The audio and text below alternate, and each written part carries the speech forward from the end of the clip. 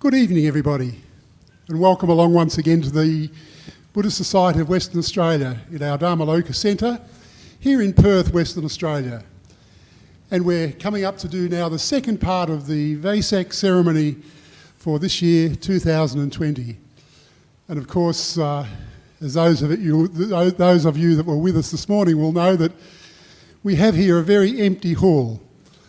But nonetheless, I think that for those that saw this morning's ceremony will agree that it was a very, very moving and very emotional kind of a ceremony. So it was, I think, very, very successful. And we hope that this afternoon's live broadcast will do the same for you.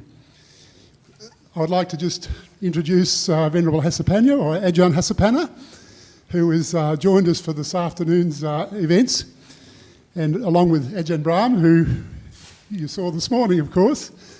They will be, in a moment, having a Dharma discussion.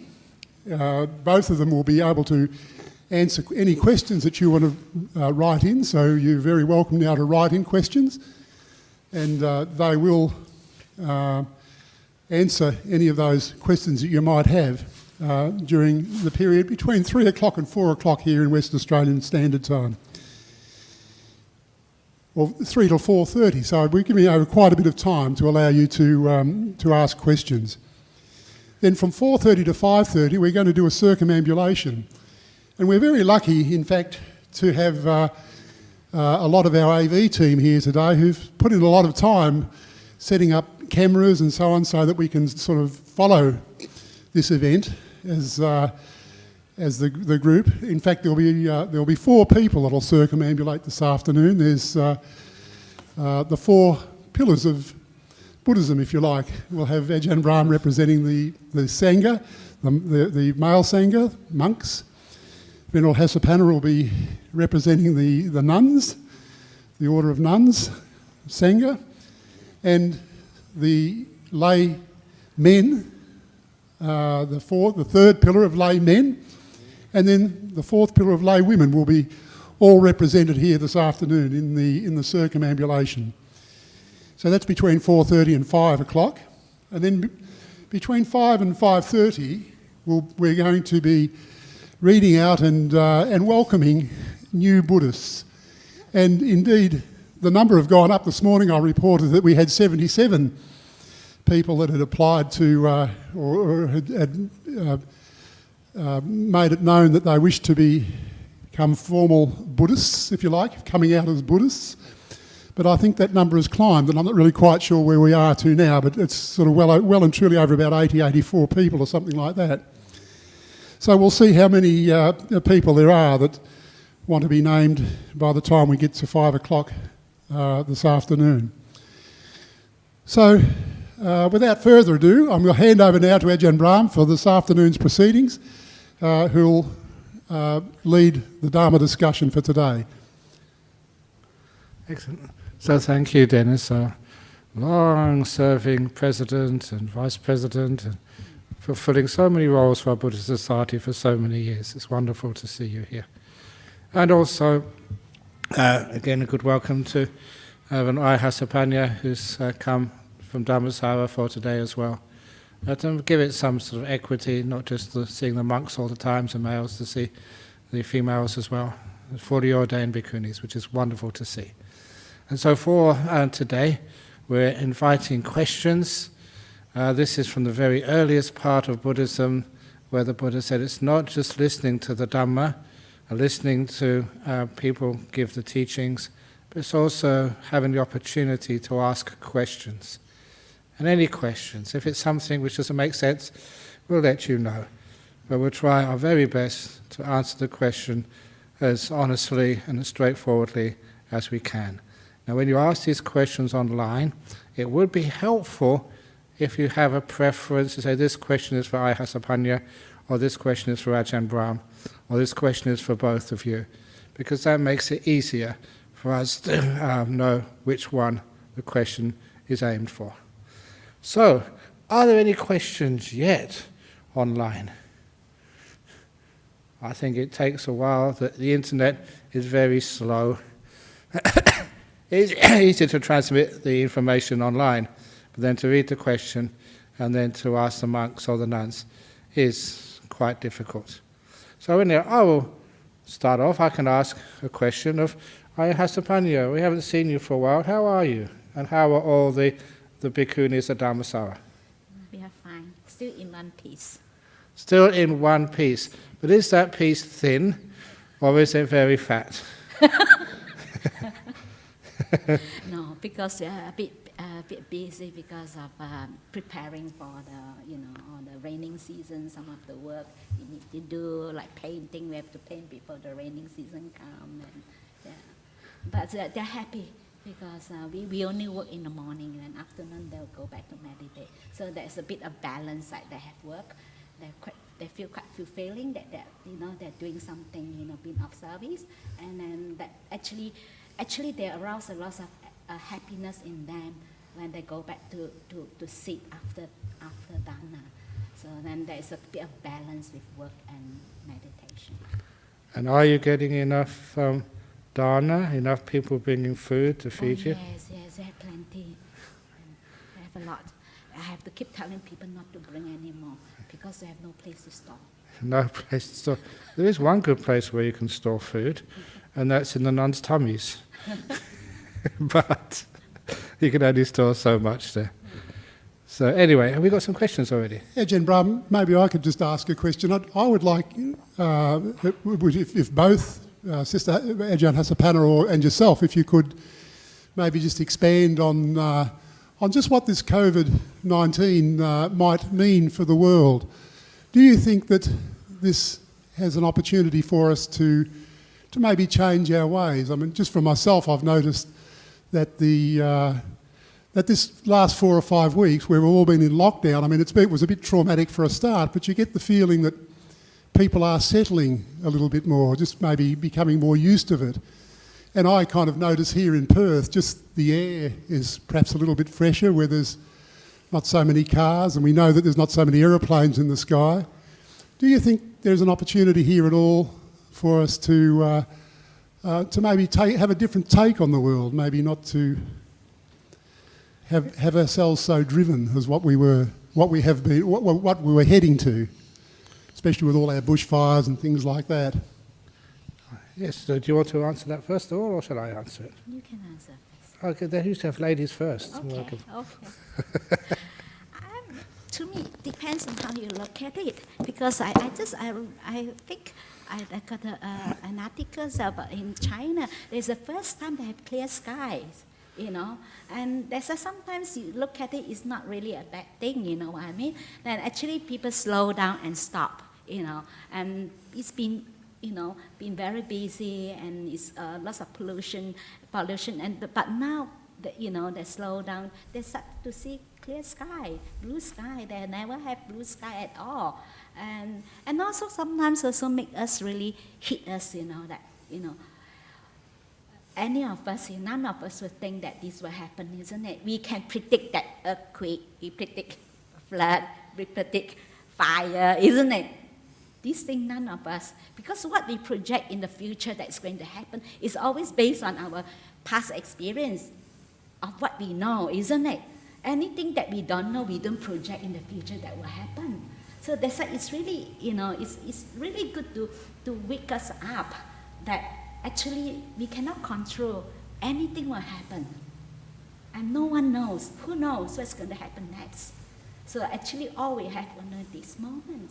So actually, and this might really help to really, to waken up people that, that they are not really in control and we truly don't know what's going to happen next. And it's not up to us and we don't know. And also maybe it's also helped to arouse a sense of urgency to really to look at it, and to really, to really penetrate, the Dharma and look at this impermanent and just it's out of control, it's not under our control. And especially this COVID-19. I don't think, none of us will think that, happen. This is the first Vesak that we have it in the empty hall. I've been coming here almost 20 years. We have the same program, do the same old thing again, the same old program again and again. But this year is the first. I find that to me it's something new. It's a little bit of excitement because but in the past the same old thing. But at least this year a little bit different, and you bring a bit of freshness, and at least something new. I think, that's all I can say then, Ajahn Brahm. Okay, thank you. It's excellent because it does give you the opportunity to adapt. And, human beings, whether we're monks, we're nuns, lay people, we have to adapt to the different things which come up in life, and to show that we can adapt. And of course, a couple of really nice things which happen is that people are less argumentative. I think they see much more harmony in our world because we have to work together in any crises or difficulty. And it's a shame we need crises and difficulties to have to work together. And of course, those give up opportunities. And one of the opportunities which I'm really happy with is that some of my monks have been giving these talks every day.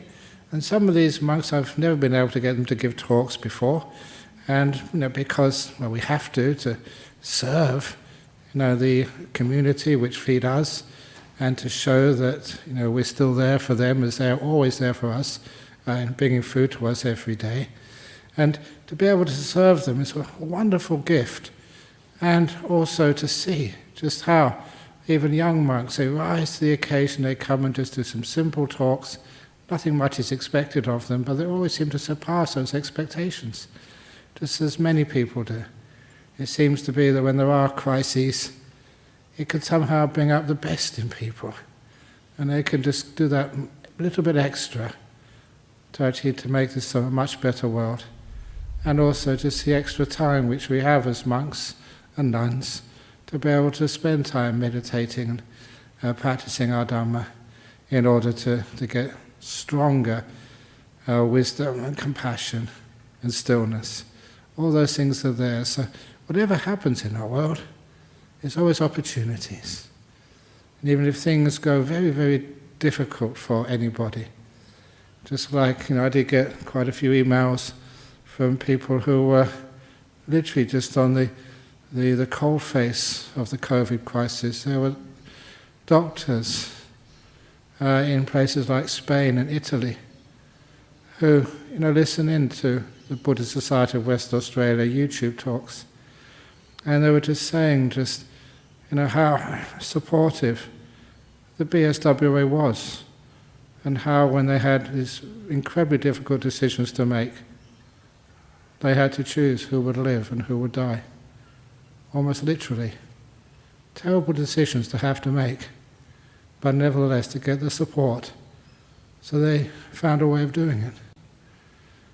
They were put in the most difficult situations, but rose to the occasion, which is one of the reasons why it was wonderful to see that people clapping and cheering and applauding our health services, who when it's needed go that extra distance out of compassion for the world. And those are the things which are very moving. They are the new type of hero, someone said. And it's lovely to see heroes who don't use violence, but use kindness, wisdom, science, to make for a better world. So many beautiful signs. Let's hope we don't forget those signs and those examples when this is all over. Anyway, thank you, Dennis, for that question. And it just gets the questions rolling. At the end of this session, I'm sure there won't be enough time to finish all the questions. It's just at the beginning. It's hard to get the questions coming up.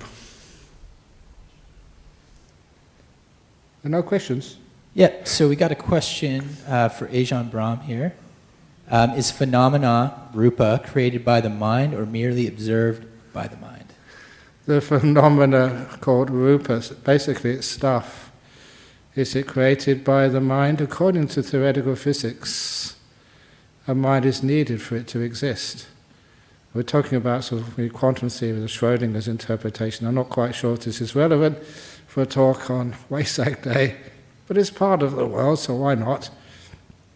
That the Schrödinger interpretation of quantum reality is that there's a mix of probabilities. Life not as we really understand it. Life as we can't really conceive it. But when we make an observation, when we do an act of knowing, which needs a mind to do that, then, out of all the probabilities, one happens, and that is the world as we know it, once we've known it. The world isn't something out there which is the same whether we see it or we don't see it. That old philosophical question, a tree falls in a forest, or does it fall because no one's there to see it? Has a tree fallen, has a tree not fallen? And quantum theory says, well, it hasn't fallen, and it hasn't not fallen. It's neither, until someone checks it out and the mind gets involved. And so because of that, I'm not quite sure if that's the meaning of your question, but in science, the mind is needed. Knowledge, consciousness, to actually to create matter. Otherwise, does matter exist? It's a very interesting idea. What it does, it just starts to make you extend your understanding of this world. Instead of being something which is, as our Venerable Ajahn Hasapanya said, is predictable, something we know and can rely upon. Reality can be a little bit different than that. So, I would say yes, it does create, but not just create, it interprets as well. So this world is how we interpret it, is a lot of times influences how it grows and how it develops, to an extent much more than people expect. So that's an interesting question. Would you like to add anything to that? I don't really get the questions. I don't know whether it's, for example, like a thing will exist when we pay attention to it. If you don't look at it, it's not exist. If, for example, I have a clock, in my cookie, actually it's very like tick, tick, tick. But if I do pay attention, it doesn't exist. I don't hear it at all, But sometimes when I pay attention, it's really loud, So that's why I don't know what this is. Actually, it means that things will not exist when, we really have the contact, we pay attention, things exist. And if we don't pay attention, things does not exist. So I don't quite get the question. So this is something that is... Yeah. Well, if the question was not answered to the question of satisfaction, please ask it again with a little bit more information. Okay, next question here. This is for Ajahn Hasipana. Can you kindly discuss how it has helped you in the path being a fully ordained bhikkhuni? Sorry about that. Bhikkhuni, yes. Yes, when I first joined Dhammasala, and we are only we are 10 precepts nuns, so we haven't got this higher ordination. And actually, at the beginning, I felt that it's okay, as long as I live in the monastery, practicing, and it doesn't matter if I'm not a bhikkhuni, and it's fine with me, And I think that it's okay that I can just practice as a 10 precept nuns. But actually, really things change and really wake me up, and there is a shift when I was in Malaysia, because when at Dhammasala, even though we are 10 precept nuns, we try to keep all the bhikkhuni rules. So we don't eat food, we don't take food that is not offered. So for example, we have no anagarikas, so then we have no breakfast. So we only wait for the people to come to offer us food. But actually, as a 10 precept nuns, actually you can, take food. But the way we practice, we try to keep bhikkhuni's rules. So I used to that with a few years that we've been doing that. And that is like part of my life. I naturally don't take things that is not offered, even though I'm only 10 precepts. So when I went back to Malaysia, I remember I was staying in one of the monasteries, and then it's naturally I just had, it's just part of me, it's just a habit, that, it's not offered, then I didn't take. And I remember, and this monk told me that actually, only 10 precepts, actually, you don't have to be offered, Then I realized that, and actually, if you being 10 precepts, you try to keep all these rules, people think that I'm making a fast, only it's 10 precepts, you only seminary, what's a fast like, you try to keep all these rules. Actually, I find that it's not supportive. And also, deep down, also I'm aware that some of the rules that actually being 10 precepts, I'm not really breaking it.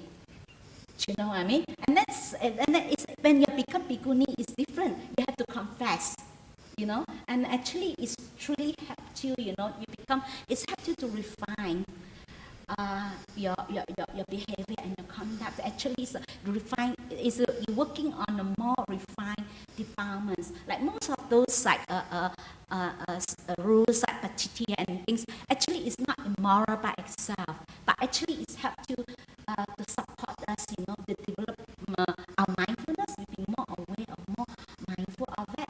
And also very easily we just, out of habit, whatever we do, sometimes we can be very mindless, but because with all the bhikkhu's rules, actually it's help us to develop our mindfulness, become more aware of, what we are doing. And because very easily we fall back to like householder habit, that because it's out of habit, and it actually takes years to really have the sense of monastic. Sometimes when people newly come to monastic life, they've forgotten their monastic, very easily you fall back. But with all the rules, actually that reminds you, and also that partly that also help us to develop, establish our mindfulness, we become more aware of, we are rely on the generosity of the lay people, we are honest mendicants, and it's actually all this, it's reminding me of Ajahn Chah said, actually sometimes people don't get enlightened because of that, they do terrible thing. Actually, you look around, hardly you see people that doing terrible things, isn't it? But only the small things really hold us back. All the underlying tendency, all that little craving, all the little things, So we tend to, just say, it's okay, it's fine, And all these underlying tendency, that's really keep us in the samsara, keep coming back. That it's very difficult because this is a very refined type of defilements. It's not the gross type of defilements. There's nothing wrong. You have a craving for food and things like that. It's not that it's bad. It's not that it's immoral. You know what I mean? And most of the most of the rules itself, like the Pachitya rules, it's not that it's immoral by itself, but actually it's helped you to refine, to refine your behavior, and it's helped you to establish and develop your mindfulness and become more aware of that. And many of the nuns also give me the feedback that they feel the difference. Initially, everybody think that, just being it's okay to be seminary, it's okay to be just keeping 10 precepts. They see the difference because you become more aware and helps you to develop your whatever you do, and then you do, this I have to confess. But as a seminary, you don't have to confess. But as a bhikkhuni, whatever, all the slightest thing, you become more aware of your behavior, your intention, your underlying tendency, and all this actually help us to work on a more refined defilement, and that's why I find that's a different. Until you become a bhikkhuni, you know that it's a different when you are keeping 10 precepts and you're bhikkhuni. So I hope this makes sense to that person and answer this person's questions. So anything, Ajahn, you want to say? No, because I'm not a bhikkhuni. But I said, cool. That is true, that there's a higher level of renunciation where you have to give up. And that really assists you. People expect more of you. It's not one gets into being guilty if one makes mistakes. It's just when you do make a mistake, you always acknowledge and you admit it, ask for a confession, which is you're just telling it to another monk or a nun. And I said, okay, please don't do it again, that's all. No punishment, it's just when you tell somebody else, it reminds you of what your commitments are in this life. And it was there as a vehicle which was made by the Buddha. And so there was a purpose why the Buddha established the Bhikkhuni Sangha, as well as a Bhikkhu Sangha, with all of the restraints and the rules and the freedoms as well. And those reasons you learn little by little, the longer you are a monk or a nun or bhikkhuni. And then as you learn those, you respect the great wisdom of the Buddha. There's more letting go, more renunciation, more opportunities for service as well. And those are just beautiful opportunities which you have if you're a fully ordained bhikkhuni or a bhikkhu, but you don't have if you're just a novice. So again, the only way you can really know those is when you live them, not through theory, but through experience. And you find out, this is my 46th year as a bhikkhu, and it's a wonderful opportunity, and something which I look back upon as being so incredibly fortunate to be in these full robes of a fully ordained monk, and to realize some of the great profound benefits which the Buddha saw. I never saw those when I first became a monk, but really realized those in my later years. So it's a beautiful thing to be experienced, known, and then so valued.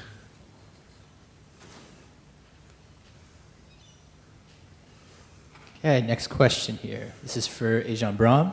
Can a layperson attain liberation without having to enter the monastic life? The full liberation is basically no. And if anyone was very angry at that, that shows you're still a long way from liberation. One's reactions are really important to show, where one is in life. But what is actually said, by the Buddha, was fascinating for me. Something I never understood when I was a young monk. So if a layperson does get the full realization, I'm talking about here arahat, fully liberated, with no greed, no hatred, no delusion, fully understanding the Dhamma, then basically the reason for you to continue living as a layperson is not there. Basically the will to live, to continue on, has stopped. Unless one can be, at the very least, a field of merit for others, a source of teachings and Dhamma, to be able to ordain. So the tradition was that if a person, a lay person, does become fully enlightened, an arahat, then because of the deep peace and stillness and contentment inside, the only place where they belong will be in the monastery, will be as a renunciant. Renunciant because their mind is already renounced with their attainment. There's nothing more which they can keep or attach to in this world.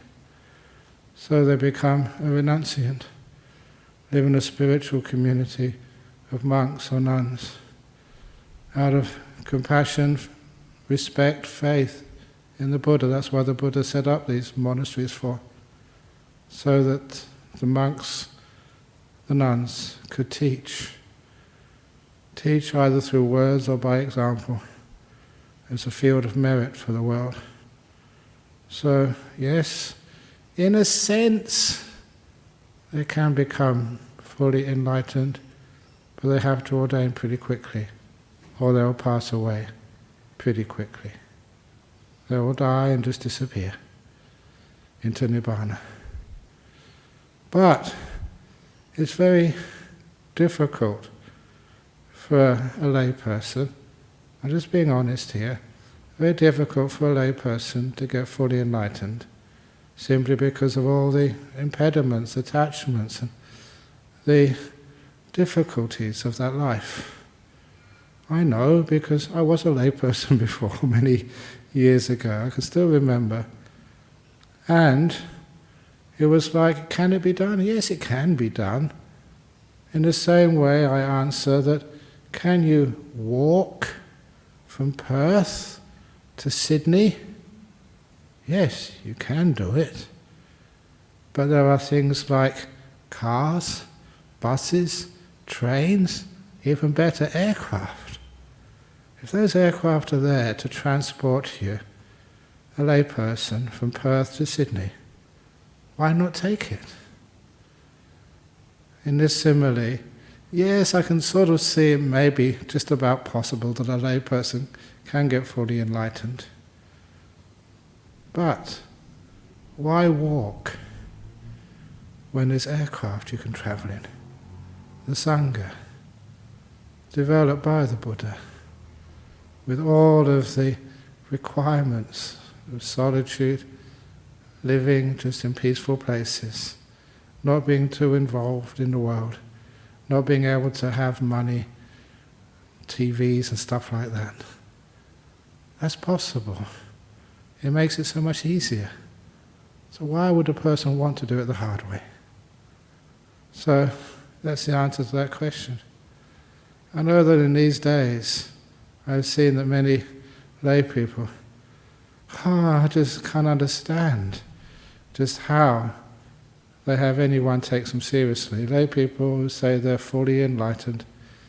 And to me, as I respect the lay community, nuns community, fellow monks, different traditions.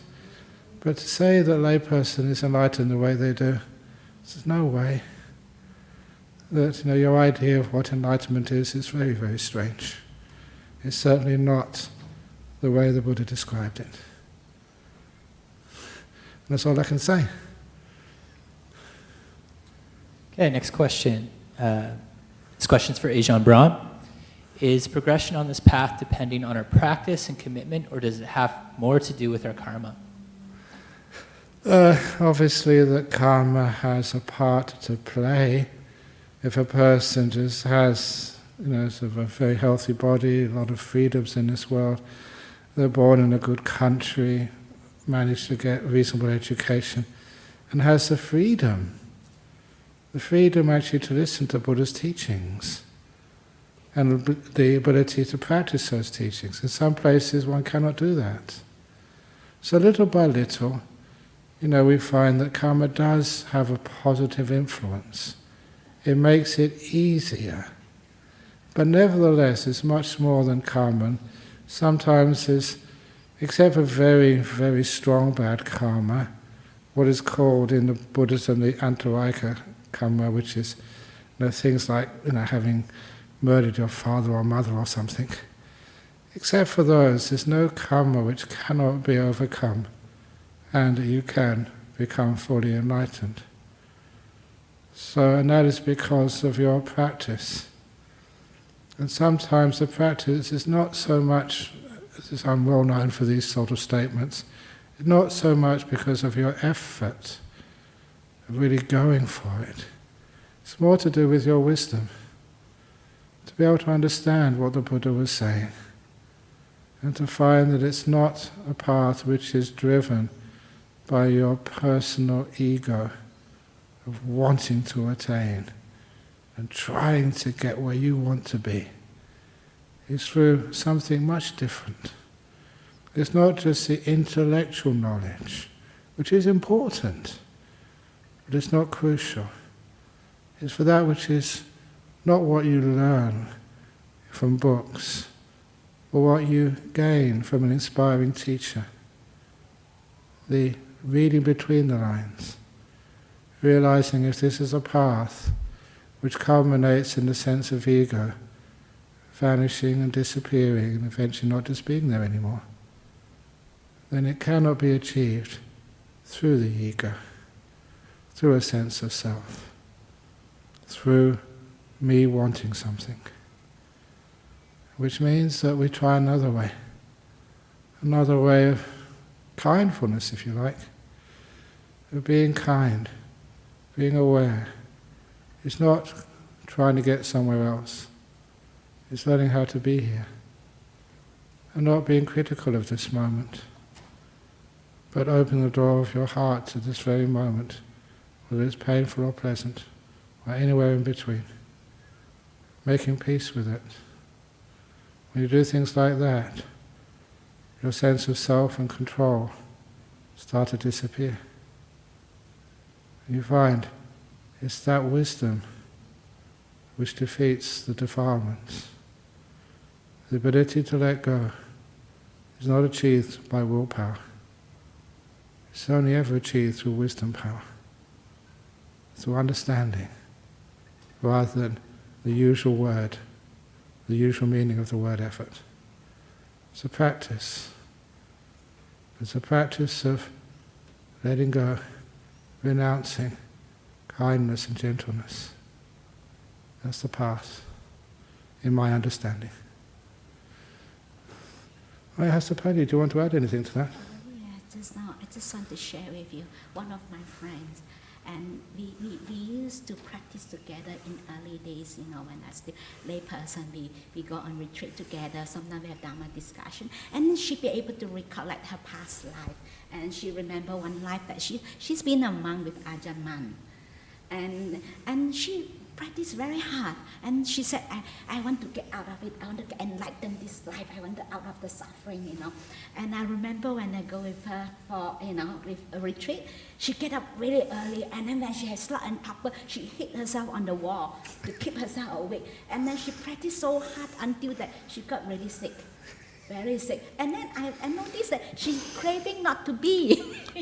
There's another craving not to get enlightened. There's lots of people, they say, I don't want to be reborn, I don't want to reborn. I say, it's not up to you. You don't to reborn. There's craving, and I can see her, that she craved not to be reborn. She craved, she want to get enlightened. And even someone practice, even someone can recollect the past life. I think it's just I think it's the wisdom faculties, isn't it, Ajahn Brahm, that the person see. And she just, I want to get out, I want to get enlightened. And even she can recollect her past life. And she said, I have enough. I want to end this life, I want to get enlightened. And then the harder she tried, the worse, until the point that she was having, she was so sick that she had a terrible headache because she tried too hard. And she wants to get enlightened. And actually craving not to be is still craving, and most people don't see that. When I keep telling people, you don't want to reborn, actually it's still one thing. One thing not to reborn is still one thing. Most people don't see that the one thing is still there. Very good.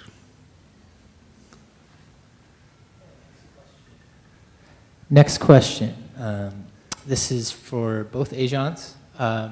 A friend said some unkind things to me yesterday, and we had a difficult conversation which has left me feeling angry and sad. How can I let go and be kind to us both? Okay, one way is that the only thing your friend ever says to you? Unkind things? Or is that the only thing we remember? You'll probably notice that your friend, the reason they are your friend, you've had such wonderful experiences together over all that time you've known one another. And many times you've said some kind, very pleasant things. But those kind and pleasant experiences we have, for some reason as human beings, we forget them. And when something bad happens, we overly focus on the faults. And of course, I think you all know where this is going to next. The 2 bad bricks in my wall. 900, more than actually 998. A few thousand beautiful bricks which I laid. And there's 2 mistakes, and that's all I could see. And I know what happens when you focus on the negative part of what you've been doing. The 2 bad bricks were just I was so obsessed with them, so disappointed. I even thought they spoiled the whole war. The 2 unkind things your friend said, spoiling your relationship. No. I wanted to destroy that war. And I was so fortunate that we couldn't afford it. And so eventually, that wonderful person, I don't know who it was, such a long time ago, said to me, yes, the 2 bad bricks are there, but the 998 beautiful bricks are there also. It allowed me to see much more than what was troubling me, my mistakes. I saw the big picture, the whole story. And when I saw the whole story, it wasn't a bad wall anymore. And it's the same with your friend. You had an argument, you said some terrible things to one another. There's much more going on than just that. And when you see the big picture, then you will find that, yeah, they said some wrong things. But that doesn't destroy the relationship. In fact, those 2 bad bricks are still there. What our builder said, which you must also remember, I've said this so many times because it's so relevant. They said the 2 bad bricks make it a feature. The builder told me that. He said, there's a builder who was recovering from cancer. He said, and the 2 bad bricks in the wall are a feature. And if you're a builder, you always charge your client an extra few $1,000s for it because it's unique. The only house in the city which is like that. And I kind of celebrate that answer. Yes, a person says some nasty things, but they also say some beautiful things as well. Remember the beautiful things. You say some nasty things sometimes. It doesn't make you a bad person. And it's a good person who said bad things sometimes. That's all. So please forgive the mistakes in life. I understand you make those mistakes as well.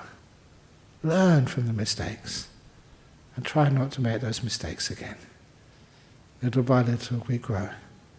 And those friends, when they see just how wise, how tolerant, how gentle, how even when they say nasty things, you can still make peace, be kind and be gentle. They really respect you, especially if you're a Buddhist. So that's my little answer to that question. Do you want to say anything, Ajahn? Yes, for me, if someone said nasty things to me, I said, wow, thank you for giving me the opportunity to practice forgiveness. And sometimes I reflect on that when people speak, say nasty things to me. Sometimes I reflect, sometimes I ask myself, am I ever said nasty thing to others, So sometimes we do say nasty thing to others, isn't it? So that's why, I sometimes we feel terrible when we say nasty thing afterwards. We feel, we feel terrible. We don't feel good about ourselves, And then I reflect on that. I know that person also suffer because the person will beat themselves up, feel terrible about themselves. Why I said these things? Because sometimes they cannot. Sometimes you just can't control yourself, and then it's so quick that can't bite back your tongue. You say something, and then after I remember one of the things I said to my father. I feel terrible. I feel so bad. That time I was still a lay person. Then my father said to me, I know, each time I tell you things like that, you won't listen. And then then you know what I answered him? I said, since you know that I'm not going to listen to what you said, why you want to talk to me? I was quite rebellious. I can honestly speaking, when I was young, I was really rebellious, And as I grow up, I truly think that it's really very bad. I shouldn't say that to my father. It's really, but we all do silly things before, isn't it? So we just, get on with life, forgive and let go, forgive ourselves. And then sometimes people said nasty things. Oh, thank you for giving me the opportunity to practice forgiveness, compassion, Forgive, thank you. These are great opportunities. I can practice forgiveness. So I think this is my answer. Very I good. hope it makes sense to the person. Okay, the next question is for Ajahn Hasapanya. How do some kids remember their past lives? Is it when they have a sudden death? You mean the person? Yeah, I think it's referring to the child. How does the child remember their previous life? No. She's through meditation. When she meditate, and then she go into deep meditation, and then after coming out from the after the deep meditation, she'll be able to go back to recollect her previous life. And she see once of her life that she's been a disciple of Ajahn. And even some people have this deep meditation, but I think the wisdom faculties is not there.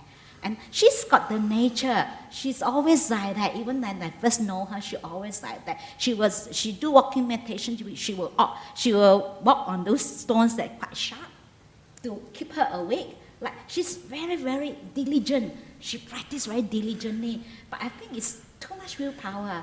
Too much. And I remember whenever he's talked to the monks, all the teacher will tell her, relax. And she said, I relax, but I think she's too tight. Just, she's too much willpower. I think because of she had that experience, then she want more, and then actually getting worse. The one thing actually because of those experience that she has, she had before, and that maybe, trigger her craving like she wants more, and the one thing, wanting to get enlightened, and I think the wisdom faculties is just, the wisdom is not there. Yeah, true meditation actually is not from childhood.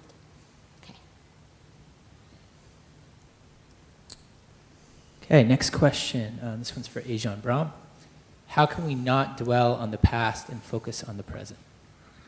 It's just, how can we not dwell on the past? I look at the past and I can't change anything of it.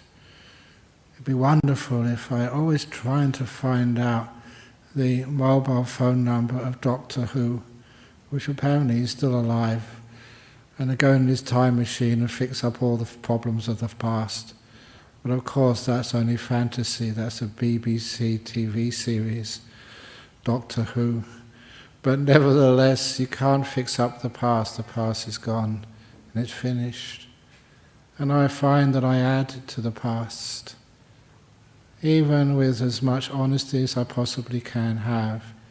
Every time I remember the past, I'm really remembering the last time I remembered it.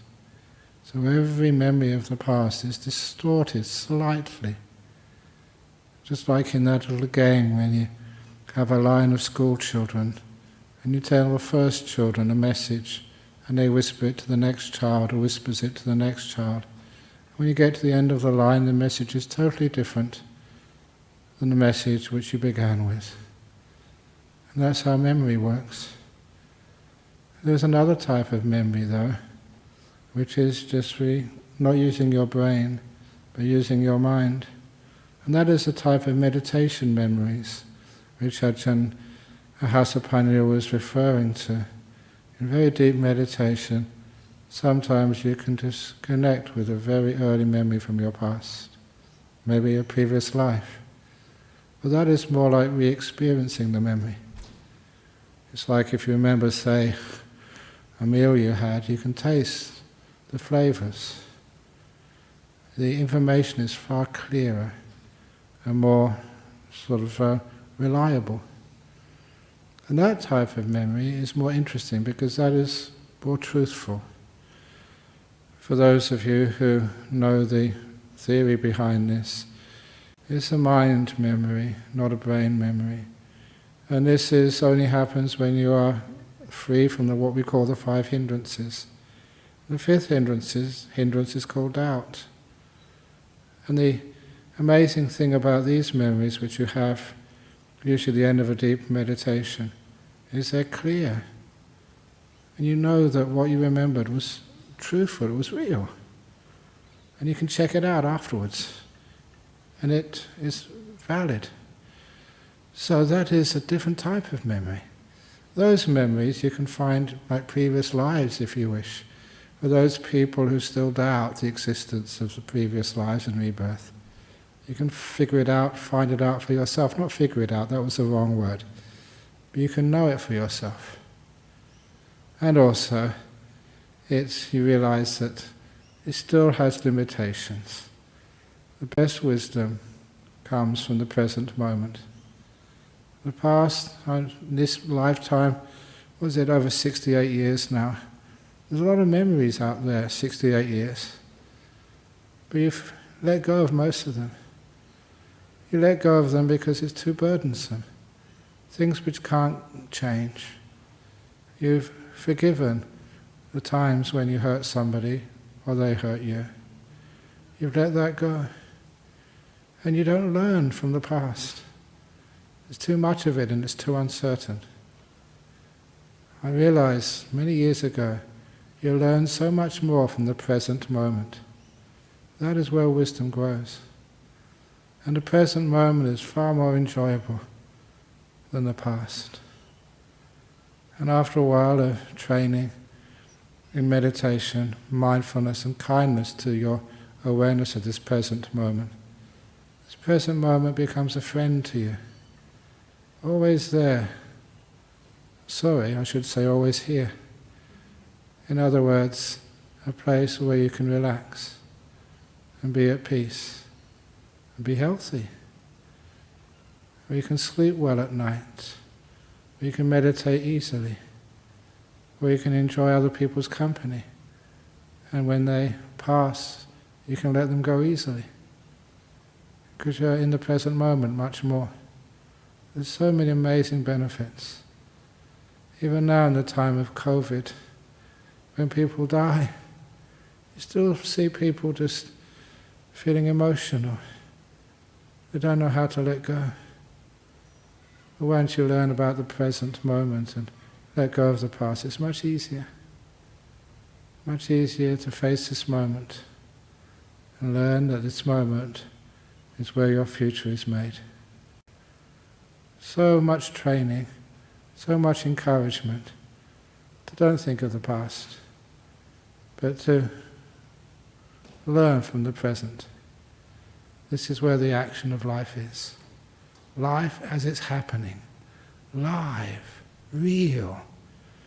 Not some memory which is distorted by what you want to believe, what you want to think happened, rather than what actually happened. So after a while, especially if you tune in to websites like this, and you listen to many of the talks of the monks, the nuns, you'll find that after a while that you'll come much more into the present moment. And your past will be less important. And you'll become much wiser, kinder, and more peaceful.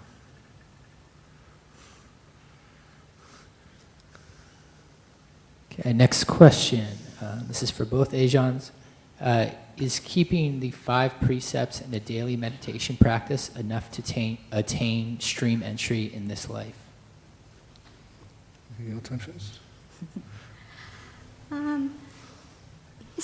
As a lay person, yes. I mean, during Buddha's time, lay people they attain the first stage of enlightenment, keeping the 5 precepts, and it's possible.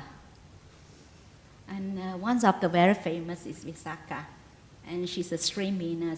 She's a lay person, and she really, she had many children and grandchildren. And I don't remember, she had many. I've forgotten how many grandchildren and children she had, and she's a great supporter of the Buddha. And she's a stream winner, and she be able to attain the first 6 of enlightenment as a lay person, keeping 5 precepts. Okay, yeah. This just very recently, a few days ago, that the Buddhist Society in Victoria are holding their Vesak ceremony today, the same day. Obviously, they're 2 hours ahead of us. And they asked me, can you please give a talk, which was recorded, and I think it was played this morning sometime. And the topic of the talk for the Buddhist Society of Victoria was how to become a stream winner, and what actually is stream winning. And I made a point there is 2 parts to being a stream winner. The first stage of enlightenment is those on the path to being a stream winner, and those who have actually attained to that stream winning experience, which is a penetrating to non-self, to realize there's nothing in here, which is a very difficult. Even many monks, senior monks, still have not made that penetration yet. But nevertheless, the first stage of being on the path was one out of faith or out of wisdom. But many, many people, such as those people who were hired to assassinate the Buddha in the story, I won't go into length in that story, you can find that out later on. But they came to the Buddha and the Buddha talked to them, and they just could not bring themselves to kill a person of the qualities of a Buddha, the kindness, the peace, the wisdom. They melted in front of him, figuratively speaking. And they got faith, inspiration from the Buddha. And afterwards they went away and they were called stream winners afterwards. But for me it must have been they'd entered the path. And one who's entered the path, by the end of this life, they have to attain the fruition. Because this is a discussion which many monks have these days. How much do you need to be one who's attained the fruit of being a stream winner? And to me the 5 precepts are important, but not enough. You need the whole Eightfold Path. Especially, please excuse me that people think I'm a jhana freak, but I still say that the jhanas are also important, at least one of them. To be able to see beyond the illusion of an identity of self. And the simile which I've given, which is, I believe is in the Mindfulness, Bliss and Beyond book, the tadpole simile. A tadpole can never know what water is. Even if it's a good tadpole, it lived all its life in water. But if a tadpole grows into a frog and jumps outside the lake, when the water has vanished, it's no longer there, then can understand what water is. Only when so many parts, what we identify as being us, ourself, our personality, and me, when much of that disappears, which it does in jhanas, when those things vanish, then you understand this body, the will, even consciousness cannot be you. Shocking, but true. It's the attainment of being a stream winner. And from there, once that right view has been established, as the practice happens of making that insight so strong inside of you, it's always there. So it means that the old views, the bad habits from previously, get worn out, and the new understanding becomes all that's left. You become once returner, non-returner, then fully enlightened. But I still cannot, it may be a fault in me, I'm not sure, but I cannot perceive how a person can break through to being attained to stream winning without the jhanas. And of course, at the end of a person's life, when their 5 senses are taken away from you, whether you want to or not, when you die, there, if you have faith and enough understanding of the Buddha's teachings, then that jhana will happen at the end of your life. You will attain to the fruit of stream winning. So anyway, that's my take on that. Okay, next question. Thank you to both Ajahns for conducting this session. Really appreciate your kindness to share.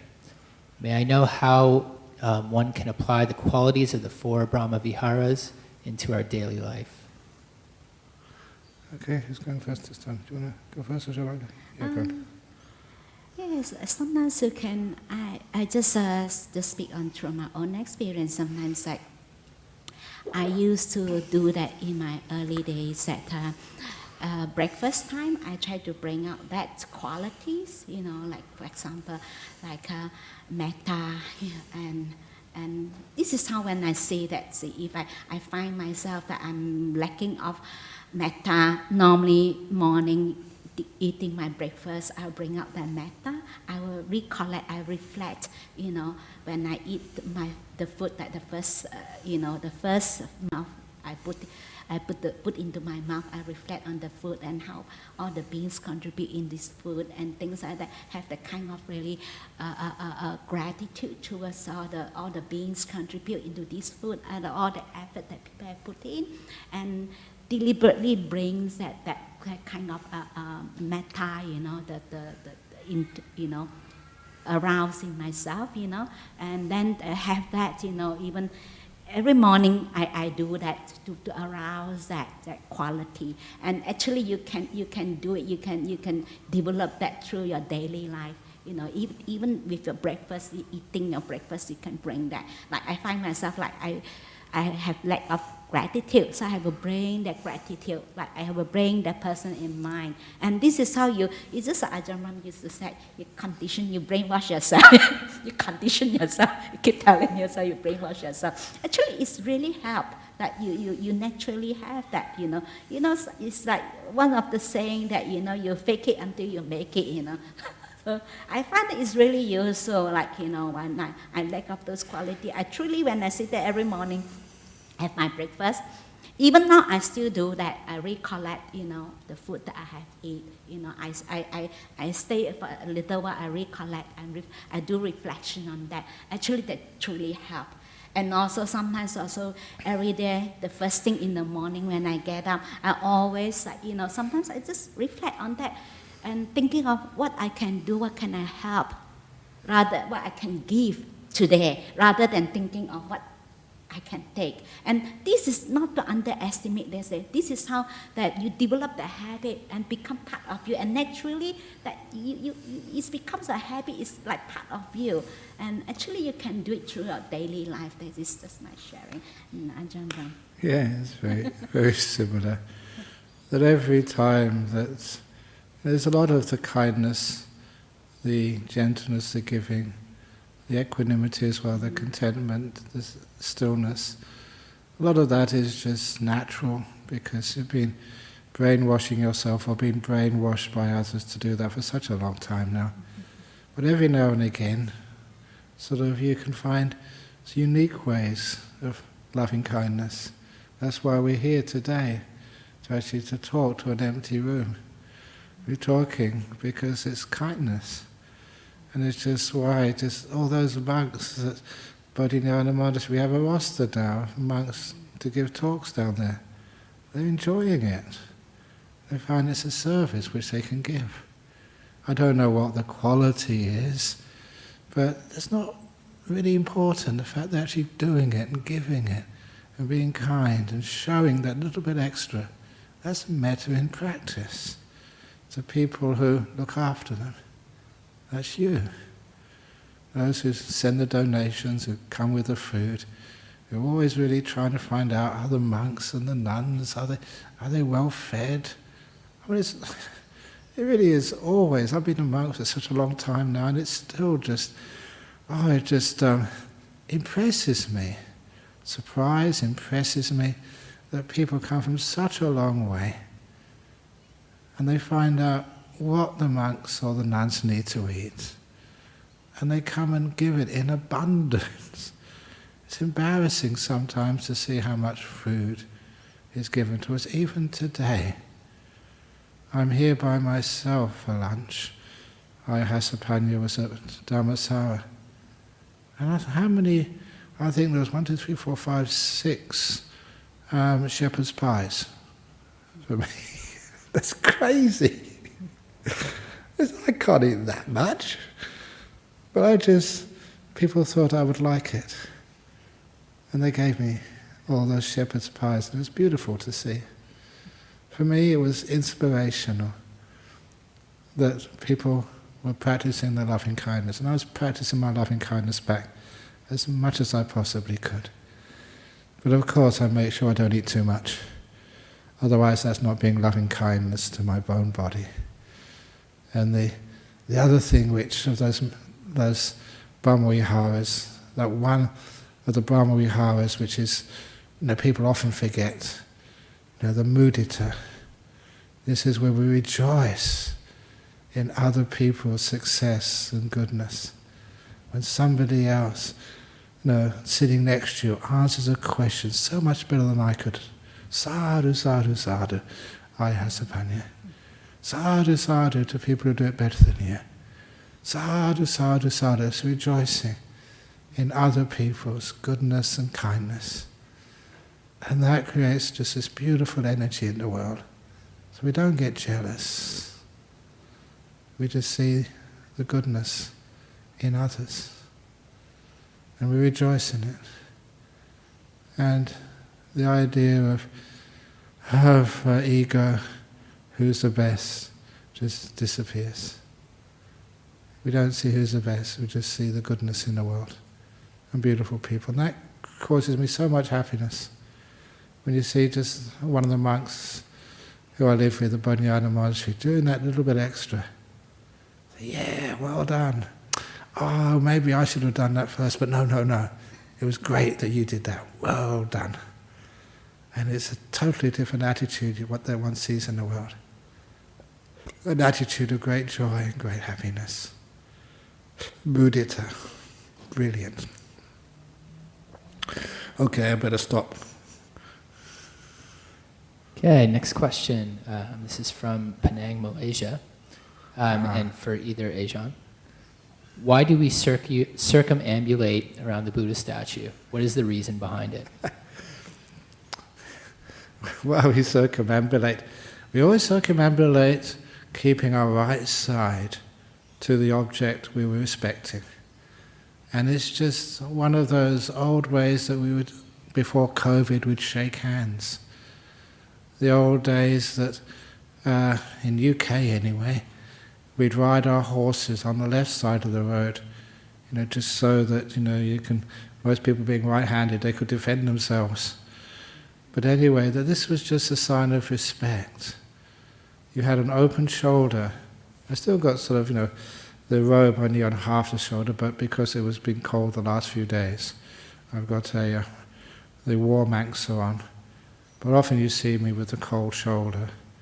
Cold shoulder, I should have said bare shoulder. But that's where we get the saying from, to give a person a cold shoulder. But no, that's always on the right-hand side. The sign of vulnerability, openness, not hiding anything. And that's a way of paying respect to something. There's so many ways we can pay respect, but going around that statue 3 times, it's a time of just reflection, of not dominating the thing you're worshipping, but treating it with kindness, with respect. And you see that's even how the Muslim community does the same circumambulation around the Hajj in Mecca. And people have been doing this in Indian communities, walking around 3 times. And this is a way of respect. And it was wonderful to see in those years when Ajahn Chah was still alive, being in Wat Pah Pong, that sometimes you would see sort of army helicopters. They would fly over Wat Pah Pong, but they wouldn't fly straight over. They'd go around 3 times in the air, and I saw this myself. Army helicopters circumambulating Wat Pah Pong when Ajahn Chah was still alive in that monastery. Their way of respect. So we're not going to circumambulate in helicopters today. Just a quiet walking around, keeping our right side to the object of respect, and remembering the qualities, and if you like, our debt of gratitude to the Buddha who taught so well. Would you like to add anything to that? Oh, yes, normally when we do that, we recollect and reflect on the Buddha, the qualities of the Buddhas, and the teaching of the Buddhas and the Sanghas, that after listening to the Buddha's teaching, and they also get enlightened with those qualities. Actually, that's help to inspire us as well. And that's why when we recollect and we reflect on that, actually we also develop those qualities. So it's not it's a sign of it symbolizes the respect of the Buddha, the Dharma, the Sangha, and also it's also help us to develop mindfulness and also those quality, and also give us arouse the faith and the inspiration is really inspire us, and also develop that qualities, and also we remind ourselves that we ourselves also have that potential, have the qualities too. We also be able to develop these qualities, and it's good that we remind ourselves and to inspire ourselves, and it's important to have that faith in ourselves, to have the confidence in oneself. And actually, it's not only just when you look at us, we are not only just circumambulation, the Buddha Rupa. Actually, at the same time, actually while we're doing that, we develop those qualities. Very good. Okay, next question here. What are your thoughts? This is for either Ajahn. What are your thoughts on dry vipassana practice to enter stream entry? Sorry, could you repeat the question? Repeat that, yeah, sorry. What are your thoughts on dry vipassana practice to enter stream entry? Dry vipassana. Bypass or what? Drive past, I don't understand the question. Maybe you answer it first of all if you understood it. I don't really. Is it to bypass the stream entries? Like we bypass? Yeah, I think they're asking, can you enter sotapanna or stream entry without jhana? I think that's what the question is. Okay, yeah. Yeah. Well, because I've made that point, Yeah. then it's one of those things which people argue with me, and I still maintain that I cannot understand how a person can actually to penetrate and overcome what's called Sakkaya Ditthi. And Sakkaya Ditthi is when you take any of the five khandhas, the five components of existence, as a self or containing a self or self within there, or just as a self and as a permanent essence. And I don't know how a person can do that. I can't see the means without the jhanas. But nevertheless, the jhanas certainly make it much easier. And it's also, if you have let go of so much, the jhanas should be easy. Not a problem. So first of all, yes, I reckon the jhanas are necessary. People always like to try and shortcuts. But my experience in life, whenever people take me on a shortcut, it always takes more time, if it actually gets to the destination at all. And sometimes I think, no, these deep stages of letting go, deep stages of abandonment, of renunciation, they're a sign that you're on the path, or past that path of streaming. It's just what they feel like means that this is part of it, it's part of the path, an essential part of the Eightfold Path, the jhanas. And that's the Gopakamoggalana Sutta in the Majjhima Nikaya, when just after the Buddha passed away, when Ananda was I called him like the go-to person. And then somebody asked Ananda, this was recorded in the Majjhima Nikaya. Yeah, Majjhima Nikaya, Gopakamoggalana Sutta. And there said, well, when a person, what type of meditation did the Buddha recommend? What did the Buddha actually teach? Ananda said the Buddha only recommended 4 types of meditation. It's only meditation he taught, 4 types. First jhana, second jhana, third jhana, fourth jhana. That's it. It's powerful. I don't know, do you want to add or take that away from that?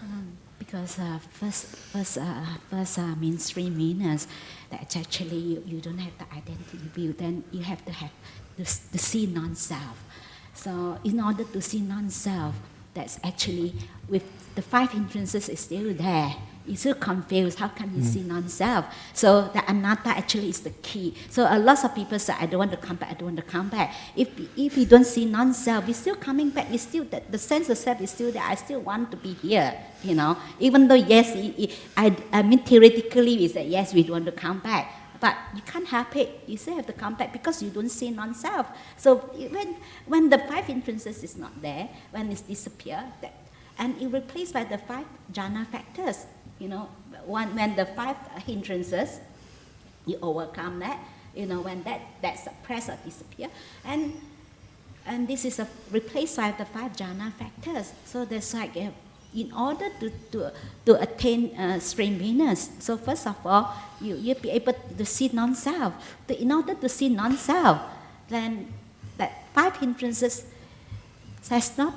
cannot be there. If the 5 hindrances is there, your mind is still your mind is still clouded. You know, you're still hindered by that. You know, the 5 hindrances. You're unable to see non-self. So I think that's very good. Yeah. Answer the question. And jhanas aren't that hard if one is committed.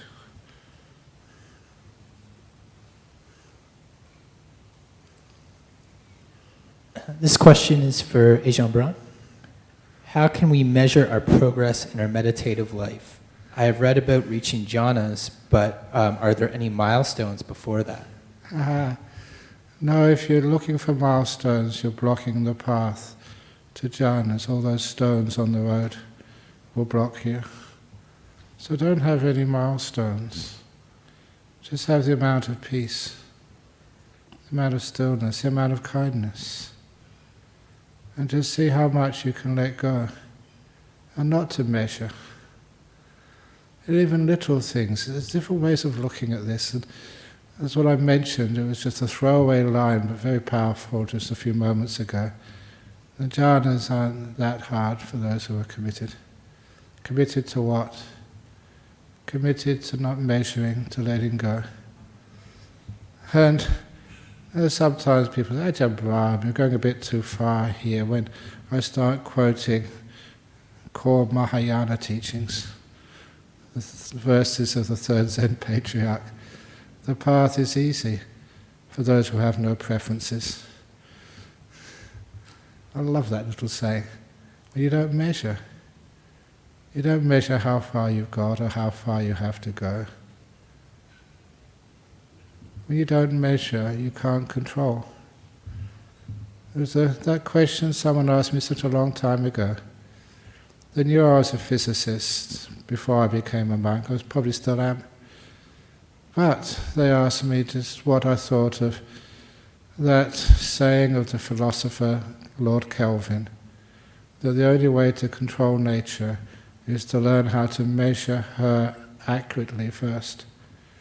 Which meant that a lot of effort was put by scientists into getting accurate measures of time, distance, weight, and many other things.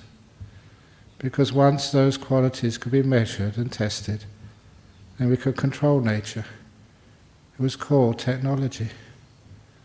But then they asked me what I thought of that, and of course you turn it around to be more in line with the 3rd Zen Patriarch. By saying when you don't measure, you can't control. When you don't measure your practice, you can't control it. Which means, in other words, you let go. And then the path happens very fast. Because the obstacles you're taking away. Let other people judge where you're at. Let other people see how kind you are. See how peaceful you are, how wise you are. Let other people do that. You just stop measuring. Anyway. Okay, dear Ajahn Brahm, thank you. You always make me laugh. I am and have been going through a lot of suffering over the last 3 years. Is this because of my karma? Oh, who knows? Don't blame your karma. When you suffer, we always want to blame somebody. Sometimes you blame the government, you blame your partner in life, you blame your parents, you blame the job, you blame the stars are not in the right alignment, and now you blame poor old karma. Oh, your poor old karma always gets some hammering. So don't blame anyone. You're going through some suffering in life. Learn from it. And don't blame it. Suffering becomes your teacher. Again, a wonderful little teaching from Ajahn Chah. He said, whenever there's a difficulty in your life, he told me, such as mosquitoes. And most mosquitoes, they were just so incredibly intense in the jungles of northeast Thailand. 40, 50, 60 of you in one go, and you could not get rid of them. They're so incredibly irritating. And when I complained to Ajahn Chah, he said, no, that suffering is your teacher. Always remember to call those mosquitoes Ajahn, mosquito. Whatever difficulty and suffering you have, make use of it. Like the Emperor's 3 Questions meditation, now is the only time you ever have in the world. And the thing you're experiencing right now is the most important thing in the whole world. Even if it's very unpleasant. This is called mindfulness. Even if it's unpleasant experience, not what you wanted, painful. If it's happening, there's no escape. Be with it. Be kind. The last of the Emperor's 3 Questions meditation. Care for this. It's amazing how even unpleasant, painful feelings, when you care for them, they lose their... It's like the snake loses its venom. It's just like the pain loses its sting. That what was sometimes almost unendurable is now just a small irritation. Because what you're doing, realizing those great teaching of the 2 arrows, the emotional arrow and the physical arrow, both cause you pain. Physical arrow you can't do much about. We get sick, we get COVID, we get old. But the mental arrow is in full power to remove that. And that is 95%, 98% of the problem. That is why I'm telling a joke when somebody is suffering. Just telling a funny story. That helps. That helps take away some of the difficulty. Just like that story I saw the other day of this Italian man. The Italian man told his partner that he was going to make a bicycle out of spaghetti. And his wife thought he was crazy until she actually saw him with her own eyes riding past her.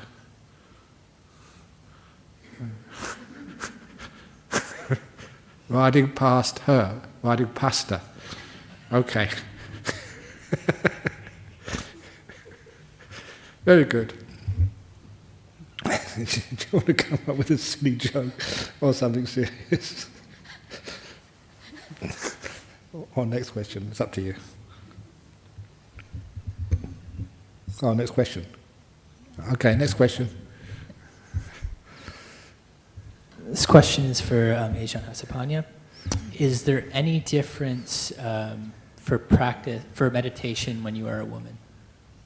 So, can you repeat the question? Huh? Oh, female. Mm-hmm. Oh, I think there is lots of wonderful things being a female, you know. And I remember early days. I always, you know, when I meditate, and I always make the aspiration that next life I'm not going to become a female anymore. It's so difficult being a female, you know. It's terrible, you know. And I used to do that a lot.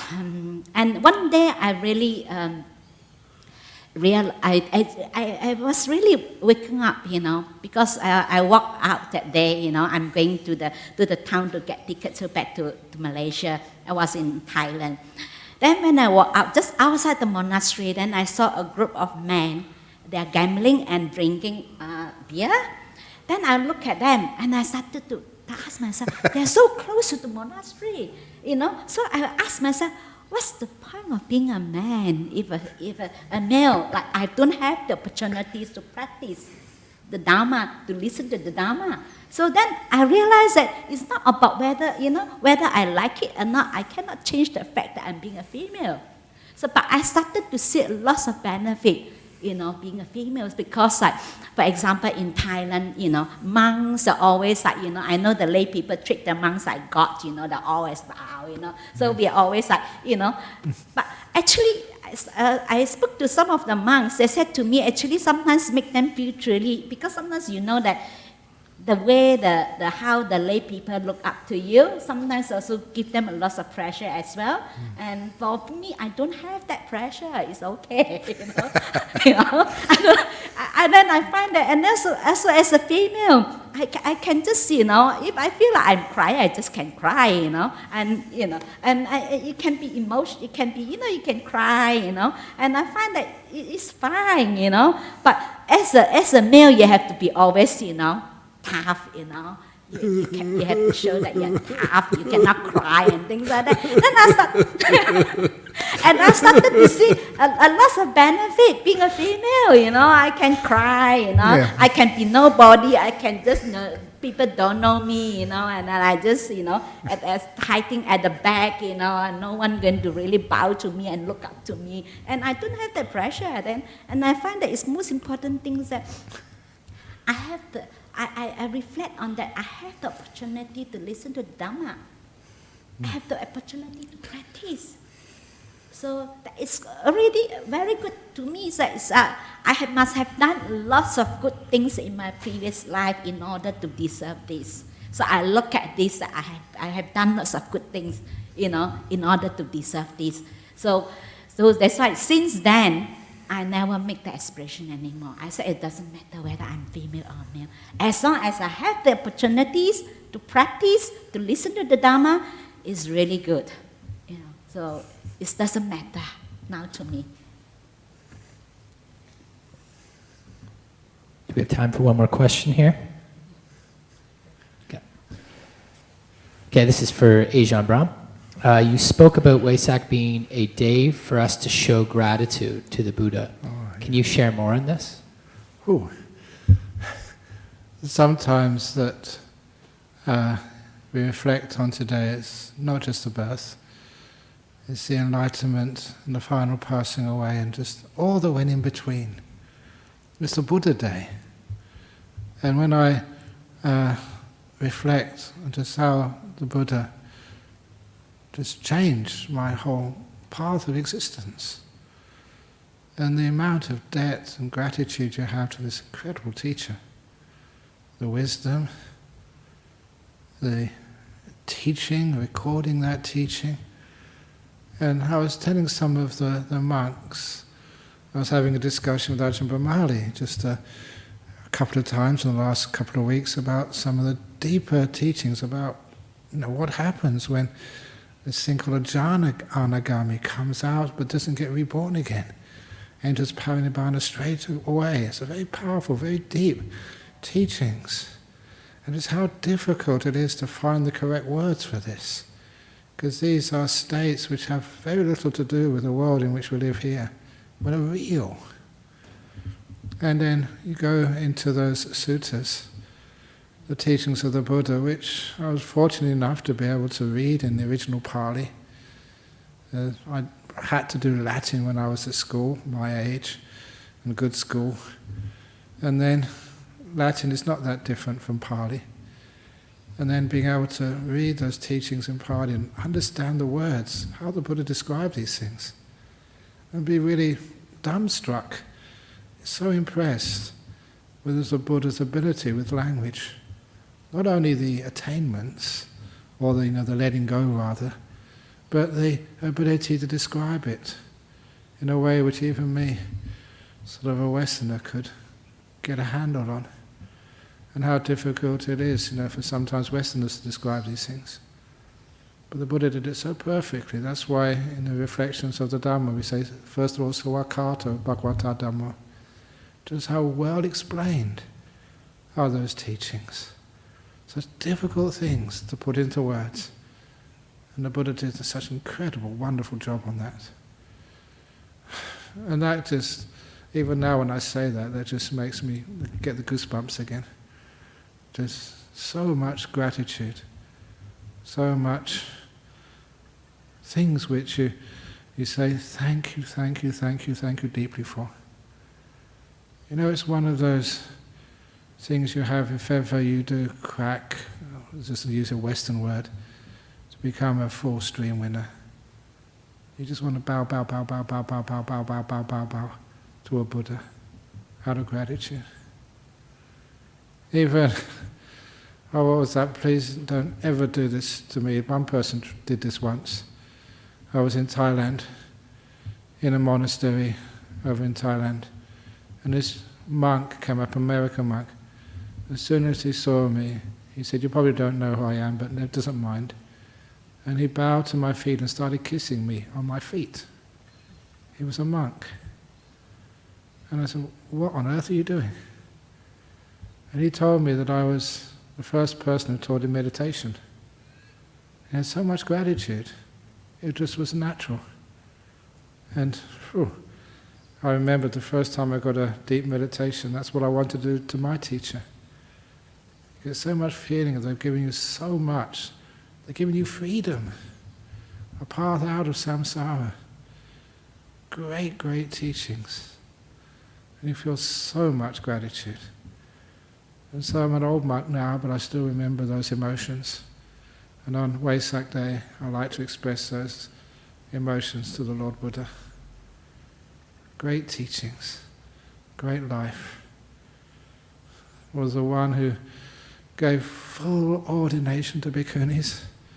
Wow, such an incredible thinker.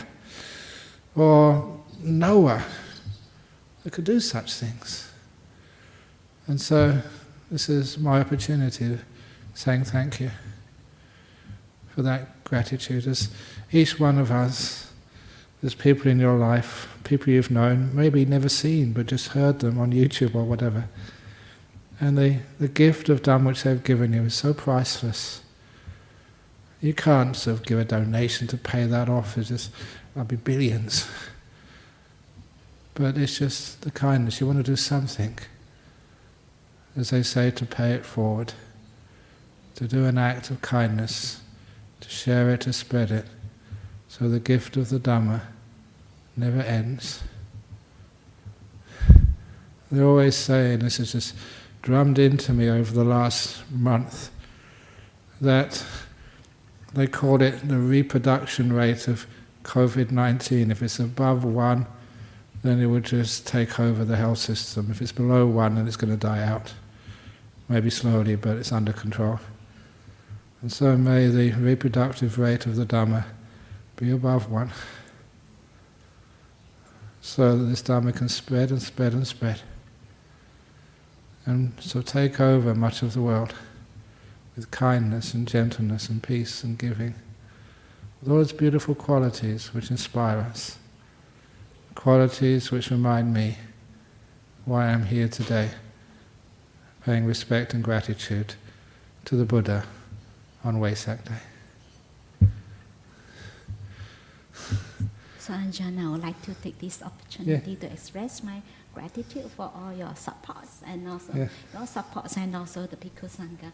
And without your support and the Bhikkhu Sangha support, I don't think it's possible to have a Bhikkhuni community in Perth. Yeah. So thank you so much. And please don't kiss my feet though, you get No. my feet. Oh, very good. Oh, thank you for that. And of course, thank you for all of our Buddhist society here, BSWA, all the people in our committees, supporters, for so many years, who supported the Bhikkhuni ordination here, and supported putting all these talks on YouTube, supported having sanghas and retreat centres, sharing it over the world. It's not just one person, it's just the whole community, and all those overseas as well. Sadhu, sadhu, sadhu to you all. Sadhu, sadhu, sadhu. Okay, so that's the Q&A. I'm not quite sure how you felt that was, but no judging. It's finished for today. There'll be many opportunities to ask questions afterwards, another time, another place. But now we're going to try something we've never done before, just have a small circumambulation around the Buddha statue outside. It will be filmed, and as I was taught by Ajahn Chah the first time around, I'll remember silently the Buddha. The second time, to reflect on all the Dhamma which I've heard and learnt and seen, and the last time around the Sangha. It's my offerings out of gratitude, out of respect to the Buddha, Dhamma and the Sangha. The Sangha of both genders, and the whole Buddhist community as well. And may they all flourish, live a long time for the benefit and happiness of all beings. Sadhu, sadhu, sadhu. So I'm now going to bow 3 times. Are you okay just to do it straight away? Yeah. You don't need to go to the toilet or anything? Good. So I'm going to bow 3 times to the statue in front of me. Then we do have some candles here, although you don't really need the candles because it's just the late evening, 4:30. But anyway, we're going to do that anyway. And you're happy to just feel your presence with the Sangha, the dual Sangha here, and join in recollecting the qualities of the Buddha, the Dhamma, and the Sangha. And once we've finished at 5 o'clock, that is when that I'll be giving the 3 refuges and the 5 precepts to the new Buddhists internationally. So please don't go anywhere yet. For those who are waiting for this, that'll be happening at 5 o'clock. I'll give those precepts, I'll read out your names afterwards, and welcome you to the wonderful Buddhist community. Okay.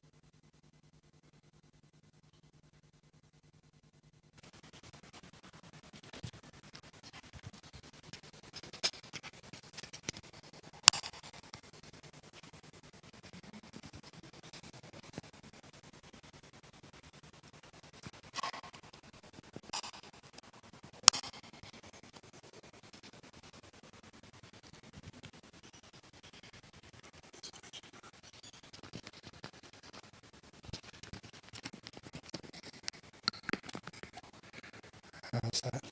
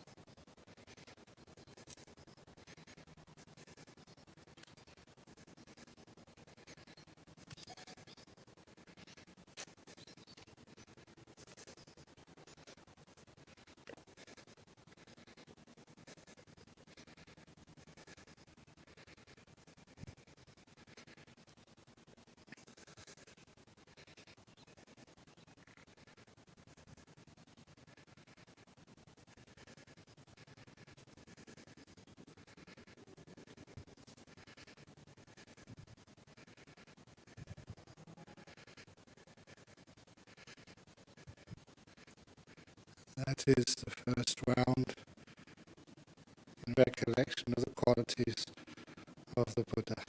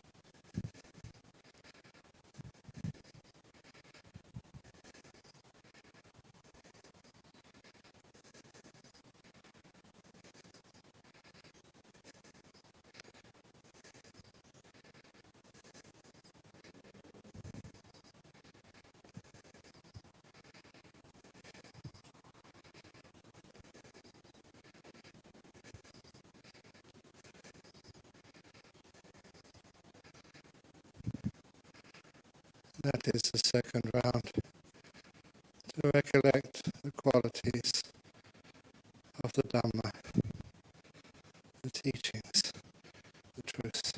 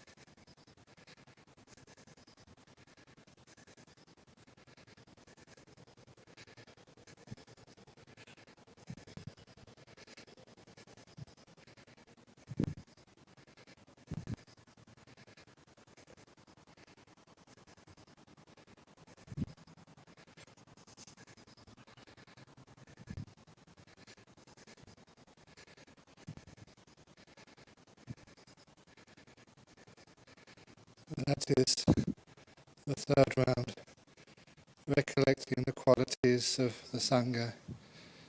And now I will go to the Buddha statue around which we've circumambulated to put my offering of this candle in a lotus container as an offering, symbolizing my gratitude, my commitment, my refuge to the Buddha, the Dhamma, and the Sangha. And may the Lord Buddha accept this simple offering on behalf of myself, of all the bhikkhus, and from Hasapanya, from all of the bhikkhunis, all the lay Buddhists and the female Buddhists. May they grow in their depth of understanding in their numbers and in their service for the benefit of the world, the increase in happiness of all beings, and especially to eventually leave this world to Parinibbana, following the great example of the greatest teacher, the Lord Buddha.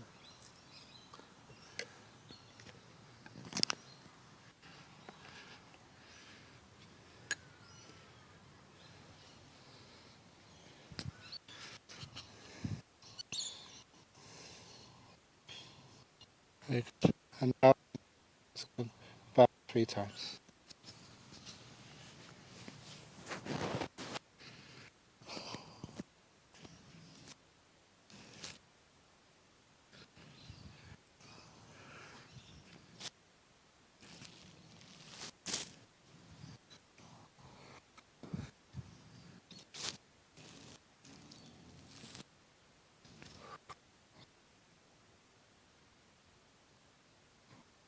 Complete.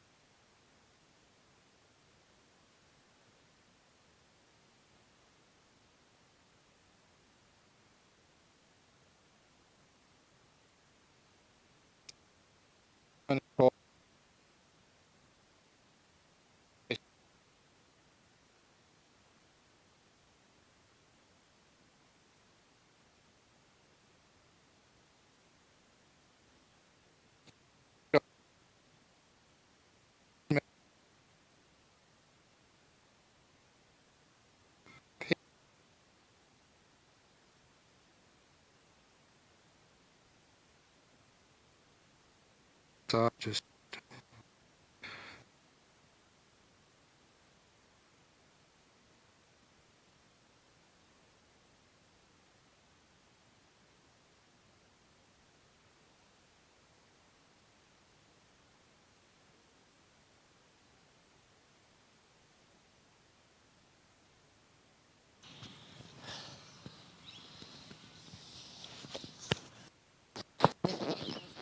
gonna go back for happy Vesak to you before it gets too late.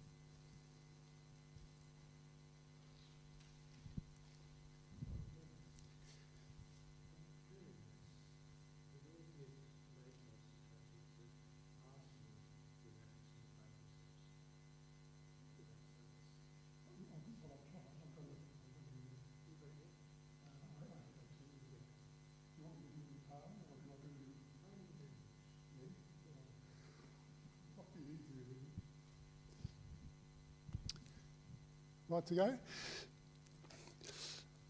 Well, good evening, ladies and gentlemen. We've come now to the last part of our live streaming episode here today, and we're going to now name and give the 5 precepts and the 3 refuges to all of the new Buddhists that are putting their hands up today to call themselves Buddhists. So we're going to be doing that over the next half an hour or so. Ajahn Brahm has the list of people here, and I think there's quite a few of them. But just before we do that, I did want to just make a special note to thank Lucky. Lucky is a lady that's on our committee, and she has organised this little event. And I wanted to very much express my appreciation to her for doing that. And also Nick, our caretaker, our wonderful caretaker, who has helped with the administration of this. I just noticed too that in the hall before we had Lynn. Lynn is our matriarch of the Buddhist Society here. She's been around here right from the very beginning. She's a female caretaker that lives on the site here, and just like to acknowledge her too. And also just the whole of the AV team that's here at the back again. We've got Martin, our manager now, our new manager, and of course Jake, who oversees a lot of this and has made today quite special with introducing new cameras and making sure that the sound and that was as good as it could be.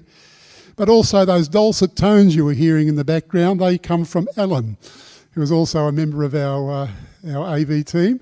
And I think that he is a Canadian man. He's just giving me the thumbs up to say that that's right. I know that he's been here for a couple of years or so, but probably about a year or so on the AV team now. So very, very nice to have him here today to help out with this. So, and also Sister Hasapana was driven here today by Anagarika Buwa. I should have mentioned her name before earlier on, but we're very grateful to her to be able to bring Ajahn Hasapana up from the Dharmasara monastery. So, just with those few words, I'll hand over to Ajahn Brahm, and I think he's going to ask me to do something, and I've just got to go and find what I need to do, and I'll hand over to Ajahn Brahm now. Yeah. Excellent. So, there's a number of people who are going to be asking and taking the 3 refuges and the 5 precepts today. I have a whole list of their certificates here with their names on, and also sign me. I'm not sure if you can zoom into this, whether the AV people can do this. This is the first one, just happens to be on the front from Mr. Bushy Hunter, and I've got a signature on the bottom there. And you will know it's my signature because they have something special on the first letter, which it's not a joke, it shows it really is Ajahn Brahm's signature. A smiley face. Can you get that? Excellent, that's just an example. Good. So those are on all these certificates, which Lucky will send out afterwards. It's amazing what she does. But anyway, that these are for the people who are using the occasion of Vesak, the holiest day of the Buddhist year, and they're using this to take the 3 refuges and the 5 precepts for the first time. And you will find these, especially the 3 refuges, Buddhaṃ Saraṇaṃ Gacchāmi, Dhammaṃ Saraṇaṃ Gacchāmi, Sanghaṃ Saraṇaṃ Gacchāmi. It's almost they define Buddhists of all traditions. If any of you have the privilege to go to a place like Bodh Gaya, you'll hear that chant resounding in the evening. Buddhaṃ Saraṇaṃ Gacchāmi. And again, it gives you the goosebumps moment. And those are the 3 refuges which I'll be chanting, and the people online will be chanting afterwards. And you should have the pieces of paper there which tells you what to do. By the beginning of the taking of refuges and the 5 precepts, usually begins with somebody asking for them. And because the people I'm going to be giving the 3 refuges and 5 precepts tour overseas, I've asked Dennis, on your behalf, to formally ask for the 3 refuges and the 5 precepts. Dennis. Thank you, Ajahn Brahm. And I have respectfully asked Ajahn Brahm if I can do this in English as well. So yes, that's good. at least you will be able to understand that and not my bad Pali. Venerable Sir, we request the 3 refuges and the 8 precepts. 5 precepts. Venerable Sir, we request the 5 precepts and the 3 refuges. You do it 3 times. For the second time, Venerable Sir, we request the 5 refuges and the 3 precepts and the 8 and the 5. Venerable Sir, we request the 3 refuges and the 5 precepts. Yes. Venerable Sir, for the third time, we request the 5 precepts and the 3 refuges. That's good, yes. Thank you, Dennis. It has been a very long day for poor Dennis. He's been working very hard. And the 3 refuges and the 5 precepts. And it's wonderful that when we do make a mistake in Buddhism, instead of criticizing somebody or fault-finding or telling them off, we just find out how funny it is. I learned that from Ajahn Chah, my teacher. When I made a stupid mistake, he would find it so funny. Just that story of when I had to go to him to ask for any requisites I needed, and I needed some soap. And the Thai word for soap was sabu. I said sapo. And that actually means pineapple. So I thought I was asking for soap, but I'd asked my master, my teacher, for some pineapple. And being very kind, he asked me, he said, "What do you want pineapple for?" And I said, "To wash."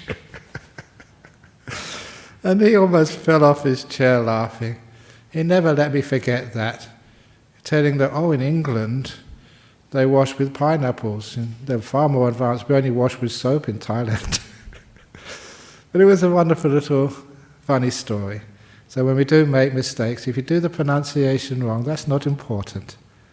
The fact that you are taking these precepts and you mean them, that is what is important. So I will say the Namo Tassa 3 times, which is the homage to the Buddha, the Noble and Perfect, Clean, Right and One. Then I will pause and be silent, and I'll ask you in your own words, either in English or in Pali, whichever you prefer, to also do the homage to the Buddha 3 times, after I have finished. Namo Tassa Bhagavato Arahato Samma Sambuddhassa. Namo Tassa Bhagavato Arahato Samma Sambuddhassa. Namo Tassa Bhagavato Arahato Samma Sambuddhassa.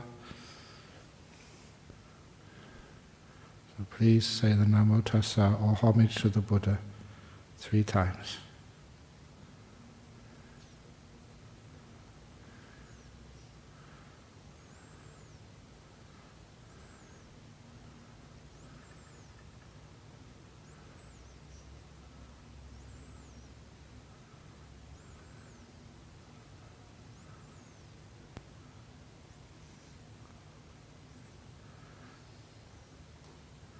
Now we chant the 3 refuges. We do those 3 times. I'll say them one at a time. When I finish the first one, please, you repeat it in Pali or in English, whichever you prefer. Buddhaṃ saraṇaṃ gacchāmi.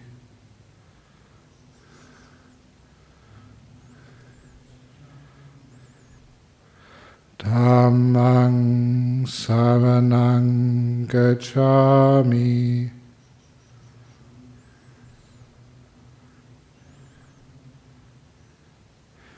Sanghang saranang gacchami.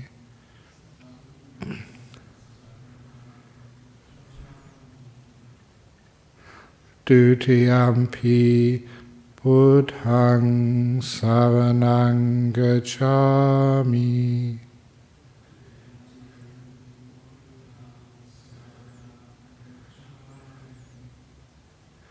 Dutiyampi Dhammang saranang gacchami.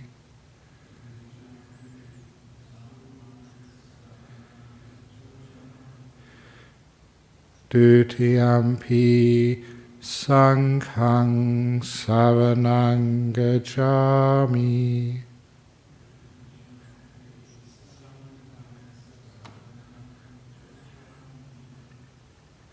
Tatiyampi Buddhang saranang gacchami.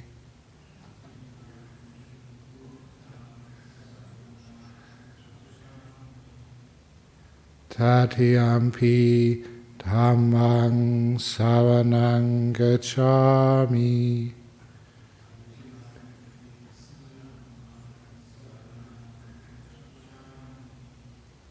Tatiyampi Sanghang saranang gacchami.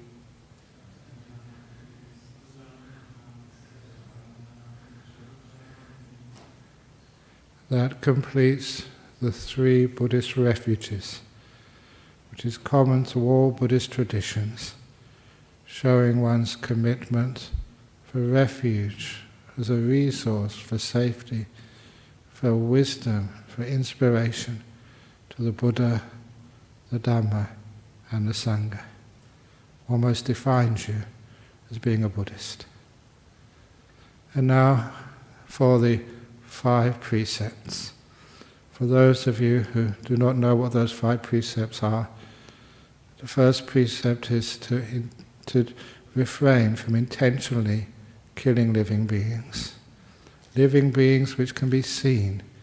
So bacteria, viruses like COVID-19, that is not breaking a precept to overcome that virus by whatever works.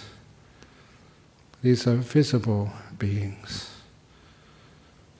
Second precept is not to take what is not given to you, not to steal.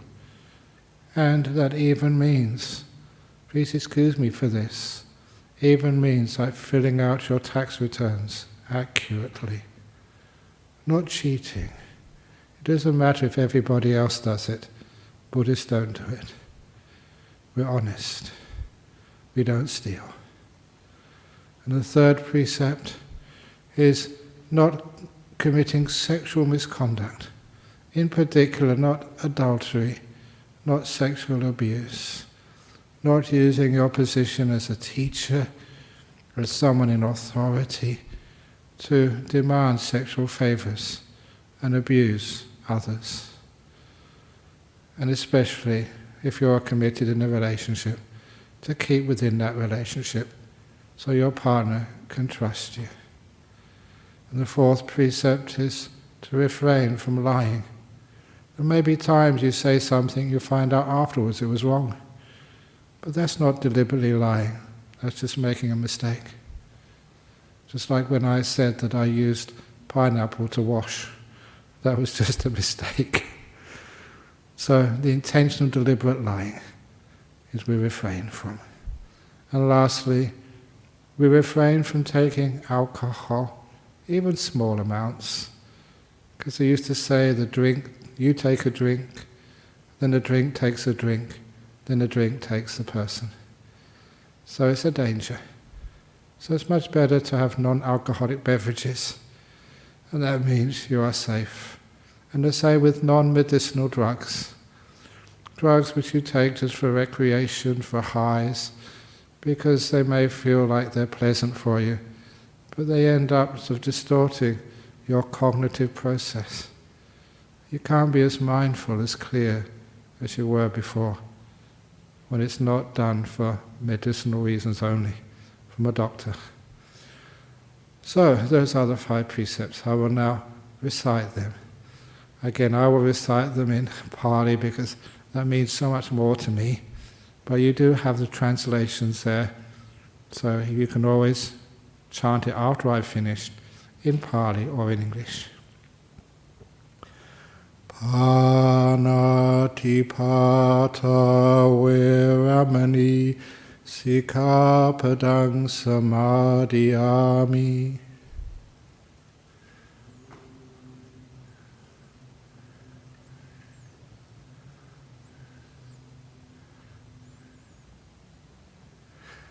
Adinadana Veramani Sikkhapadang Samadhiyami.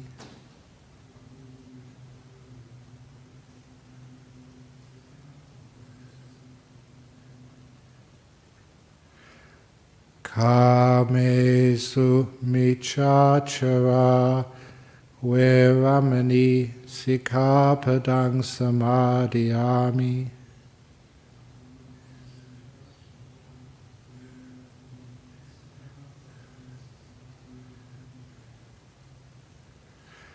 Musawada Veramani Sikkhapadang Samadhiyami.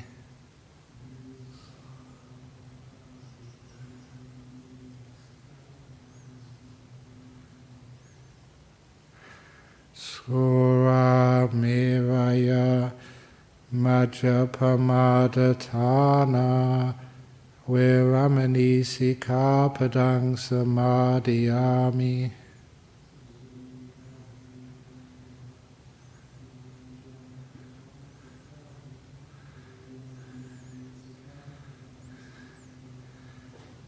Those are the 5 Buddhist precepts. You try to refrain, which doesn't mean to stop. The fact you break a precept, you feel that you're terrible. No, these are training precepts. If you do break a precept, you try and find out why. You learn from the mistake and you make sure you don't do it again as best you possibly can. These are guidelines for our life which we try and keep as best we can. Not to deliberately kill living beings. Not to steal. Not to do sexual misconduct like adultery or sexual abuse. Not to lie. And not to take alcoholic drinks or non-medicinal drugs, which take away one's awareness, the ability to know what's going on around you. So those of you who may have said it not quite correct when you were repeating it, you may have maybe not finished it, and I was too fast for you, but it doesn't matter. You come here in front of your computer listening, trying your best to determine those 5 precepts. You have taken them. You've determined them. So now I give you the blessing of those who have taken the 5 precepts. Imani pancha sikkhapadani silena sugating yanti silena bhoga sampada silena niputing yanti tasma silang visodaye. These 5 precepts, they lead to a happy abiding. They lead to the accumulation of good things, even physical things. You don't waste stuff. And they lead to even nibbana. Therefore, please, to the best of your ability, please keep these precepts pure as something very valuable to you. And also, because you've taken those 3 refuges and 5 precepts, you can formally call yourself a Buddhist. Without any, it doesn't have to be forever. If you find out that you change your views and ideas later on, you can always change if you wish to. This is only not compulsory. It's not a cult. This is freely chosen to live your life by a set of virtuous principles of harmlessness and peace and goodness, for your happiness and the happiness of all that you meet. Now I was going to read out the names of those who've taken the 3 refuges and 5 precepts today. And there's another one that's come in already. Correction for the first one. Oh, okay. Oh, Bishi Hunter, not Bushy. Actually, I prefer Bushy Hunter. It's a nice name, doesn't matter. So these ones are, and if it's made any mistakes, please let Lucky know, and we can always amend these before we send them to you. To Bishi Hunter, she's, or he, I don't know which one, in Melbourne. To Heidi Remmer in UK. To Ingrid Thirud in Albany, Australia. In Josiane Gatt in Malta. Joanne McKinley, don't know exactly where she is. In Nick Julian in Tennessee. Hi y'all in Tennessee. Sorry, that was a terrible sort of accent, but one of my really good friends I grew up with was from Tennessee. He was a Rhodes Scholar, and he used to make some amazing peanut butter and say amazing sort of southern accent. He was from Tennessee. Anyway, to Nick Julian, welcome. To Tracy Marker in Massachusetts. To Cho Ma U, he lives in Perth. For U.A. Kamani Gunasena, who's in the Northern Territory. To Shanika Fernando in Kenley, Victoria. Nuwan Gomez, who's also in Kenley, Victoria. Patana Taiwanit from Pathom Thani in Thailand. Lisa Wesulu in Parkerville, West Australia. Helen Cook in West Haven, New South Wales, that's Helen Cook. Matthew Ronald Jessett in Dianella, here in West Australia. Luisa Figueiredo Salzano in Porto Alegre in Brazil. So you're listening to this, it's probably so early in the morning, so amazing if you're listening to this, well done. To Steve Johnson from Murdoch in West Australia. To Telini Madagaspe in Neutral Bay in New South Wales, Telini. Ben McDougall in Neutral Bay, New South Wales. Marie Menere in Lennox Head, New South Wales. Anna Leung in California, USA. Jenny Gleason from Bunbury in West Australia. May Traveller in Singapore. Darren Swan in Padbury, here in West Australia. Bernadette Lee in Gosford, New South Wales.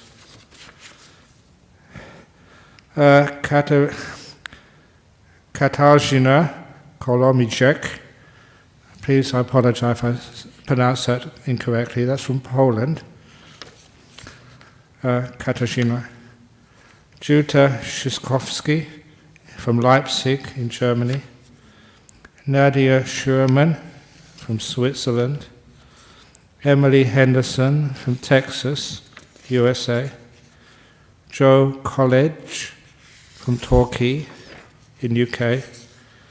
Carolina Lauber in Poland. Oh, you've got 2 Carolina Laubers here. There's a bit of a mistake there. Or maybe you can have 2 certificates, why not? Orla Smythe from Northern Ireland. Shea Min Pei from Kuala Lumpur in Malaysia. Irene Pedrera from Spain. Karina McKinnell from Brisbane. Fionn Ichard from Hong Kong. Sharon Boxall from 2J in Western Australia. Peter Walter Jerk, please down here. Peter Walter Jerk from Singapore.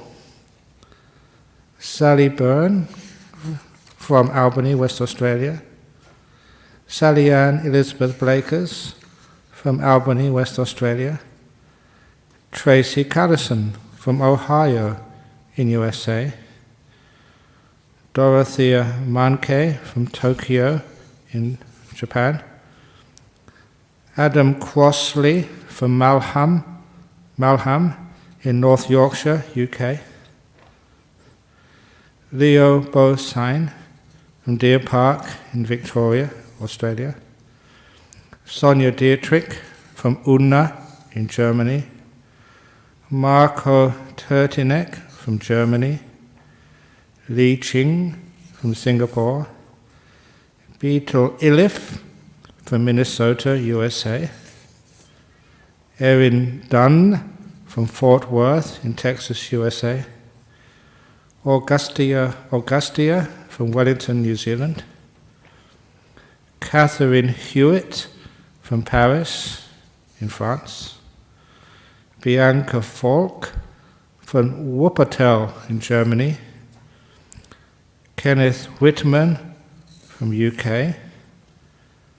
Tracy Callison from Springfield, Ohio, USA. Heiko Falk from Wuppertal in Germany.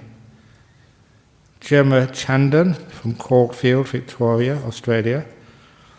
Holly Durbin from Seattle, USA. Reese LeBlanc from the USA. Gert Bus from Muscat in Oman. Maria Guadalupe Suarez from Asturias in Spain. Hilaria Pompey from Germany. Anne Hollenbaugh from California, USA. Caitlin Willits from Dalyellup, Bunbury, West Australia. Feni Tandra from Indonesia. Irina Lee from Sydney, Australia. Daniel Rasaya from Sydney, Australia. Benedict Dasala from Vancouver in Canada. Dushayanti Samarasinghe from Hamilton in New Zealand. Shaunak Guharoy from India. Anna Sianda from Brentwood, Essex, UK. Claire Fowler from Melbourne, Australia. Alan Brown from Ayrshire in Scotland. Octaviani from Pontianak City in Indonesia. Kelly Bands from Northern Territory, Australia. Rachel Carr from Bedfordale, West Australia. Yen Lai Ngo from Singapore. Alona Krekova from Sweden. Vuong An from Vietnam. Dayani from Toronto in Canada. Ricardo Venturi from Paris in France. And last but not least, Michael Vaccaro, New South Wales in Australia. For all of you, that some of you, when I read your names, I know you, I've met you before, and I know who you are. And so I see you on my travels. Some of you I may never have seen before, but who knows, one day we may meet face to face. But in the meantime, we meet online in these talks, in these events, in these services which the Buddhist Society of West Australia gives. And so these little forms, certificates, will be sent to you as soon as possible. And hopefully they will come sooner rather than later. But again, we're all a bunch of volunteers here, so it takes time, but we'll get there. So please be patient. Make peace, be kind, be gentle, as the path of those who are Buddhists and living under the 5 precepts. And I will now give a blessing for you all. And not only for those who have just taken the 3 refuges and the 5 precepts, but for all those others who have made this event possible today. All the AV, which means audio-visual team, all the cleaners, all the people who have decorated the shrine, all the hard work which people put into this place out of love for the Buddha, the Dhamma and the Sangha, and out of service to each one of you. Here's the blessing. Sabba roga vinimuto, sabba santapa vajito, sabba veramati gando, nibuto chatuang bhawa, sabitio vivajantu, sabba rogo vinasatu mate, bhavan vantarayo, sukhi digayugo bhava, apivadan hasilitsa nichang, Utapachalino Chataro Dhammavatanti Ayuano Sukhang Balang. That's the last 4 words. Ayuano Sukhang Balang. May you have long life. May you have a beautiful life, happiness and strength. Sadhu, sadhu, sadhu. Oh, so there we go. That's finishing off the Vesak live streaming for 2020. Thank you again for all the audio-visual work, all the good work from Dennis, all the good work from everybody here. Thank you. Oh. And now I'll turn the voice off. I've got one signature to add.